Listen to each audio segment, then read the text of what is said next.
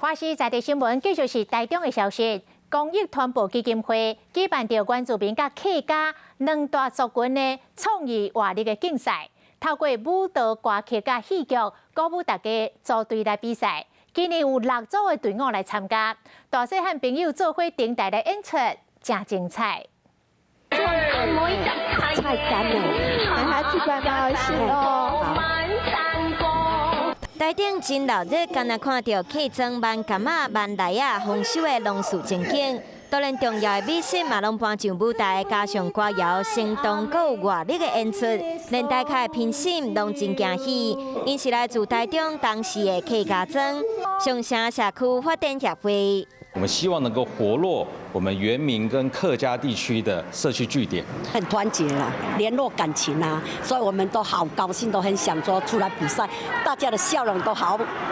快乐啊。同款来自台中的原住民朋友，台中市嘉鲁兰原住民文化协会以热热的丰年祭歌舞来 PK。因拢是来比原客世代创意活力竞赛，这是公益团保基金会所推动，嘛是台湾少数有客家原住民文化做伙比赛的表演活动，能够加强增进族群内的一个团结跟